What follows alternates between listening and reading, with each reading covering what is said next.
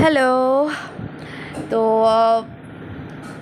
আজকের ভিডিওটা actually camera as I told you কি আমি ক্যামেরার পিছন থেকেই বলবো, যেগুলো বলবো খুব মিনিংফুল বলবো। এখন তো তোমাদের ওয়াইটিতে নয় কাউকে না কাউকে নিয়ে রোস্টিং, সেটা ওই নয় প্রীতম পাল, নয় রিমি পাল, নয় মানে ওই দেবনাথ ফ্যামিলি, নয় ওই কী বলে আরেকজন ওই ম্যারিড কাপল যার হাজব্যান্ড মারা গেছে, মনে পড়ছে না, যারা রুম্পা আরিয়ান, এসবই চলছে। মানে দের ইজ নাথিং মিনিংফুল। তো ঠিক আছে, তো আর রোজই মায়ের লাইফস্টাইলে কী এমন এক্সট্রা করে তোমরা দেখবে, কী এমন? তো সেখান থেকে একটা নতুন কিছু দাও। মহাভারত আজকালকার দিনে আমাদের ওয়াইটিটা এতটাই আমাদের জন্য ইউজফুল কি, মানে নেটওয়ার্ক মানে ইন্টারনেট যেটা বলতে পারি, যে এতটাই ফাস্ট কি মানে এভরিথিং আমাদের সব কিছুই আমাদের হাতের কাছে, মানে যেই ইনফরমেশনটাই চাই সেটাই পেয়ে যাই, যেটাই দেখতে চাই সেই ভিডিও। তো আগে আমাদের মানে তোমরা কম বেশি সবারই মহাভারতের একটা জ্ঞান আছে, মানে খুব ডিপ ডিটেলস না হলেও, মানে খুব রুটেড ডিটেলস না হলেও কম বেশি জ্ঞান আছে, কারণ আমরা এত ভিডিওস দেখেছি, সিরিয়ালে দেখেছি, এত ক্লিপিংস দেখেছি, ভিডিওস দেখেছি, তো সব কিছু দিয়ে কম বেশি একটা আইডিয়া আছে যে কী হয়েছে কি না হয়েছে, কিন্তু মানে একদম ডিপ রুটেড নলেজ হয়তো অনেকেরই নেই। কিছু সেই তথ্য জাস্ট মনে হলো একটু জাস্ট শেয়ার করছি। এখন স্কুল যাচ্ছি না, বাড়িতে আছি, সময় আছে, কাজের ফাঁকে ফাঁকে মাকে হেল্প করছি, আর তার সাথে সাথে একটু কিছু শেয়ার করছি। আচ্ছা, এই পিকচারটা তোমরা দেখছো, এখানে আমরা দেখতে পাচ্ছি দ্রৌপদীর চিরহরণের একটা দৃশ্য। তো এই যে এখানে যখন দ্রৌপদীর চিরহরণ হয়ে গেছে, মানে যখন দ্রৌপদী, কৃষ্ণ তো তার ইয়ে ছিল, মানে গোবিন্দ তার সব, তো আলটিমেটলি আমাদের মানে আমরা যখন কারুর থেকে কোনো হেল্প পাই না, তখন আলটিমেটলি আমরা কার কাছে যাই? মানে তার কাছেই যাব না, যে যার কাছ থেকে আমাদের সব থেকে বেশি এক্সপেকটেশন থাকে, বাট তাকে আমরা মন থেকে ডাকি না, তাকে মানে আমরা একটা অপশন রেখে দিই।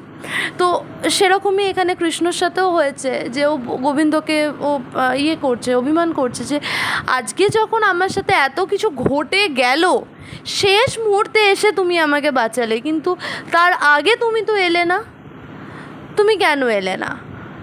দ্রৌপদী যখন অভিমান করে, তখন গোবিন্দ হেসে বলে, আচ্ছা, যখন তোমার স্বামীরা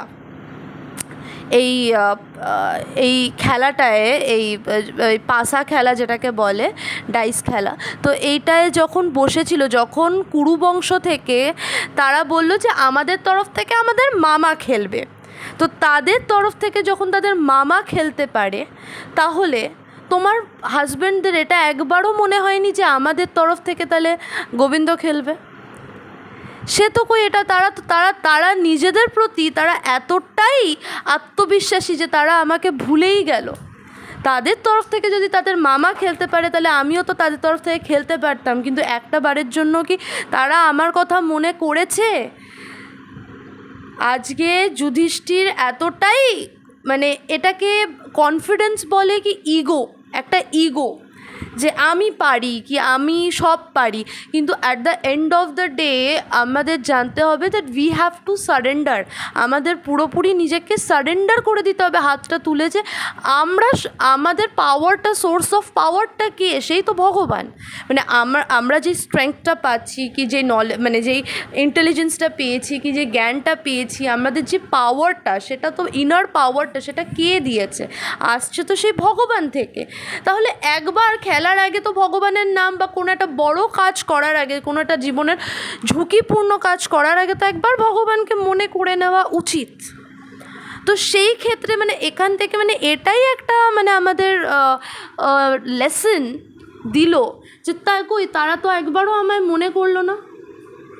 সে মনে করলো যে সে যেহেতু খেলতে পারে, সেহেতু সে একটার পর একটা ঝুঁকি নিয়ে গেল। আচ্ছা, সেকেন্ড আসি তোমার দিকে।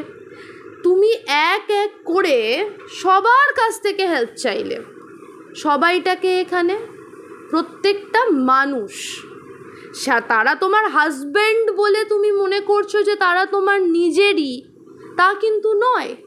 আজকে সে তোমার হাজব্যান্ড হলে তারা কি তোমাকে বাজি লাগাতে পারতো? তো মানে হাজব্যান্ড হলে না, মানে তারা যদি তোমার মানে রিয়েল মানে সত্যিকারের যদি তোমাকে ভালোবেসে থাকতো তাহলে কি তোমার বাজি লাগাতে পারতো? তো এই দুনিয়ায় কেউ তোমাকে এতটা ভালোবাসবে না যে যতটা ভগবান ভালোবাসবে, কারণ প্রত্যেকের ভালোবাসার সাথে স্বার্থ জড়িয়ে আছে। এটা মেনে নিতে হবে যে কেউ কোনো কিছু স্বার্থের বিনিময়ে তোমার জন্য করছে। সে তোমার হাজব্যান্ড হোক, সে তোমার ফ্যামিলি হোক, মানে মা বাবা হোক, কিছু না কিছু কিঞ্চিত স্বার্থ জড়িয়ে থাকে। একেবারে সেলফলেস এই দুনিয়ায় কোনো রক্ত মাংসের মানুষ হতে পারে না। তো তুমি এক এক করে প্রত্যেকটা মানে যাকে আমরা মানুষ বলছি তাদের থেকে হেল্প চাইলে, যে আমায় বাঁচাও, এক এক করে সবাইকে ডাকলে, কই তোমার আমার কথা তো একবারও মনে পড়লো না। যখন দেখলে তুমি হেরে গেলে আর কেউ মানে এই মানুষের মধ্যে কেউ তোমায় আর মানে তোমায় বাঁচাতে এলো না, তখন তুমি হাত তুলে দিয়ে হে গোবিন্দ আমায় বাঁচাও। আমরা তো হাত তুলে দিয়ে, দ্রৌপদী হাত তুলে দিয়ে ডাকে হে গোবিন্দ এবার আমায় বাঁচাও। তো তুমি যখন, আমি তো অপেক্ষা করছি যে তুমি আমায় ডাকবে, আমায় না ডাকলে আমি কি করে যাব? তাহলে তোমারও আমার কথা কখন মনে পড়লো?